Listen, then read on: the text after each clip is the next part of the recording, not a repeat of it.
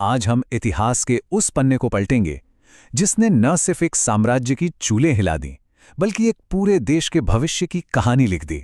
जी हां, हम बात कर रहे हैं 1857 के विद्रोह की। तो क्या वाकई एक छोटी सी अफवाह एक पूरे साम्राज्य की नींव हिला सकती है? 1857 की कहानी हमें बताती है कि हाँ, बिल्कुल हिला सकती है। ये वो साल था जब एक अफवाह चिंगारी बनी और उसने दशकों से सुलग रही शिकायतों की आग में घी डालने का काम किया। एक ऐसी आग जिसने दुनिया की सबसे ताकतवर ट्रेडिंग कंपनी को घुटनों पर ला दिया था। तो चलिए इस पूरी कहानी की जड़ तक चलते हैं, और इसकी शुरुआत होती है एक राइफल और एक अफवाह से। देखिए, बात है 1856 के आखिर की।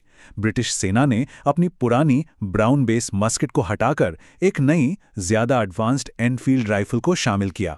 अब ये सुनने में तो एक मामूली सा टेक्नोलॉजिकल अपग्रेड लगता है ना? पर इसी राइफल को चलाने का तरीका जल्द ही एक बहुत बड़े धार्मिक और सांस्कृतिक बवाल का सेंटर बनने वाला था। अब देखिए, इस नई राइफल में कारतूस लोड करने का तरीका बड़ा अजीब था। सैनिकों को कारतूस को लोड करने से पहले उसके ऊपरी सिरे को दांत से काटना पड़ता था, और यहीं से शुरू हुआ सारा विवाद। जनवरी 1857 में एक अफवाह आग की तरह फैल गई कि इन कारतूसों पर जो ग्रीस लगी है वो गाय और सूअर की चर्बी से बनी है। अब जरा सोचिए, हिंदू सैनिकों के लिए गाय पवित्र है और मुस्लिम सैनिकों के लिए सूअर हराम। ये दोनों के लिए उनके धर्म पर सीधा हमला था। और जब ब्रिटिश अफसरों ने बिना किसी जांच पड़ताल के इस बात को खारिज कर दिया, तो लोगों का शक और भी ज्यादा गहरा हो गया। इस गुस्से और अपमान की पहली बड़ी चिंगारी भड़की 29 मार्च 1857 को। बैरकपुर में 34वीं बंगाल नेटिव इन्फेंट्री के एक सिपाही मंगल पांडे ने अपने ब्रिटिश एडजुटेंट पर हमला कर दिया। ये सिर्फ एक सिपाही का गुस्सा नहीं था, ये आने वाले तूफान का पहला संकेत था, एक खुली बगावत का ऐलान। लेकिन एक बात साफ है, चर्बी वाला कारतूस तो सिर्फ एक चिंगारी थी। असली बारूद तो दशकों से इकट्ठा हो रहा था, शिकायतों का, गुस्से का, तकलीफों का। अब हम देखेंगे उस सुलगती हुई आग को जिसने इस चिंगारी को दावानल में बदल दिया। जरा देखिए कि ब्रिटिश राज से पहले और उसके दौरान भारत की आर्थिक हालत में क्या फर्क आया। अंग्रेजों की आर्थिक नीतियों ने सचमुच भारत की कमर तोड़कर रख दी थी।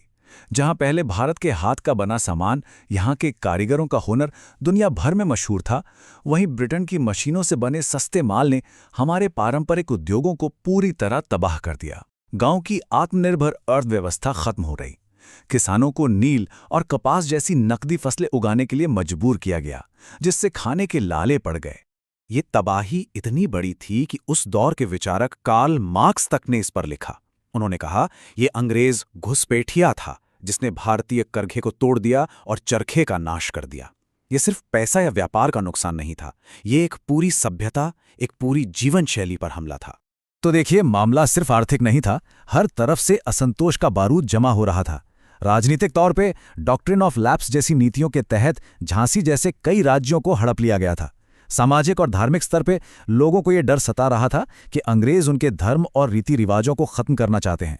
और इन सबके ऊपर सेना के अंदर भारतीय सिपाहियों में सालों का गुस्सा भरा हुआ था। मतलब एक ऐसा माहौल बन चुका था जिसे बस एक चिंगारी की जरूरत थी। और फिर वो चिंगारी लगी। इसके बाद जो हुआ वो इतिहास बन गया। 1857 में पूरा देश कैसे उठ खड़ा हुआ, चलिए देखते हैं। इसकी शुरुआत हुई 10 मई 1857 को मेरठ से। वहां के सिपाहियों ने खुली बगावत कर दी, अपने साथियों को जेल से छुड़ाया और सीधा दिल्ली की ओर कूच कर दिया। 2 दिन में वो दिल्ली पहुंच गए और वहां उन्होंने मुगल बादशाह बहादुर शाह जफर को अपना नेता घोषित कर दिया। ये एक बहुत बड़ा सिंबॉलिक कदम था। अचानक इस विद्रोह को एक चेहरा, एक केंद्र मिल गया। और देखते ही देखते जून तक झांसी, लखनऊ, कानपुर, पूरा उत्तर भारत इस आग की चपेट में आ गया। और जानते हैं ये बगावत का पैगाम कैसे फैला? बहुत ही अनोखे और खुफिया तरीकों से। अमल का फूल और रोटी, ये थे विद्रोह के प्रतीक। इन्हें एक गांव से दूसरे गांव भेजा जाता था। ये क्रांति के लिए एक खामोश बुलावा था जिसे सब समझते थे। इस विद्रोह की एक और खास बात थी, इसका कोई एक अकेला नेता नहीं था, ये कई आवाजों का संगम था। झांसी में रानी लक्ष्मीबाई अपनी आन के लिए लड़ रही थी, तो लखनऊ में बेगम हजरत महल अपने बेटे के हक के लिए, कानपुर में नाना साहब थे, तो बिहार के जगदीशपुर में 80 साल के कुंवर सिंह ने तलवार उठा ली थी। फैजाबाद में मौलवी अहमदुल्ला शाह थे। इन सब की अपनी अपनी लड़ाई थी, पर सबका दुश्मन एक ही था, अंग्रेजी हुकूमत। और इन नेताओं की बहादुरी का आलम यह था कि दुश्मन भी उनका लोहा मानते थे। रानी लक्ष्मीबाई की शहादत पर उन्हें हराने वाले अंग्रेज जनरल ह्यू ग्रोव्स ने कहा था, यहां वो महिला लेटी हुई है जो विद्रोहियों में अकेली मर्द थी। इससे बड़ा सम्मान और क्या हो सकता है? तो सवाल ये उठता है कि इतनी बहादुरी इतने बड़े पैमाने पर फैले इस विद्रोह के बावजूद आखिर ये ज्वाला बुझ क्यों गई? कहां कमी रह गई? इसकी कई वजहें थी। सबसे बड़ी कमी थी एक सेंट्रल लीडरशिप की, एक साझी योजना की। हर कोई अपने अपने इलाके में लड़ रहा था, लेकिन कोई एक एकीकृत कमान नहीं थी। विद्रोहियों के पास भविष्य का कोई साफ राजनीतिक विजन भी नहीं था। फिर यह विद्रोह पूरे भारत में नहीं फैल पाया, खासकर दक्षिण और पश्चिम भारत इससे अछूता रहा। और तो और जो पढ़ा लिखा तबका था वो भी ज्यादातर इससे अलग ही रहा। ऊपर से अंग्रेजों के मुकाबले हथियार और संसाधन भी बहुत कम थे। और शायद सबसे बड़ा कारण था अपनों का ही साथ न देना। कई बड़े भारतीय राजे रजवाड़े और जमींदार अंग्रेजों के वफादार बने रहे। उस वक्त के गवर्नर जनरल कैनिंग ने बाद में खुद माना कि ये शासक तूफान में ब्रेक वाटर की तरह थे, वरना हम एक ही लहर में बह गए होते। इनकी गद्दारी ने विद्रोह की कमर तोड़ दी। विद्रोह भले ही कुचल दिया गया, लेकिन ये बेकार नहीं गया। इसने भारत में ब्रिटिश राज की पूरी शक्ल ही बदल के रख दी। चलिए देखते हैं विद्रोह के बाद का भारत कैसा था। सबसे पहला और सबसे बड़ा बदलाव, ईस्ट इंडिया कंपनी का राज खत्म हो गया। 1 नवंबर 1858 को महारानी विक्टोरिया ने एक घोषणा की और भारत का शासन सीधे ब्रिटिश क्राउन यानी ब्रिटिश ताज के अधीन आ गया। एक ट्रेडिंग कंपनी का राज खत्म हुआ और ब्रिटिश साम्राज्य का सीधा शासन शुरू हुआ। अंग्रेजों को समझ आ गया था कि उनकी सबसे बड़ी ताकत उनकी सेना ही उनकी सबसे बड़ी कमजोरी बन सकती है, इसलिए उन्होंने सेना का पूरा ढांचा ही बदल दिया। विद्रोह से पहले जहां भारतीय सैनिक करीब 2,38,000 थे, वहीं विद्रोह के बाद उनकी संख्या घटाकर 1,40,000 कर दी गई और यूरोपियन सैनिकों की संख्या बढ़ाकर 65,000 कर दी गई। मकसद साफ था, कंट्रोल हमेशा अंग्रेजों के हाथ में रहे। और यहीं से अंग्रेजों ने अपनी सबसे कुटिल नीति को पूरी तरह से लागू किया, बांटो और राज करो। सेना में अब रेजिमेंट जाति, धर्म और समुदाय के आधार पर बनाई जाने लगीं।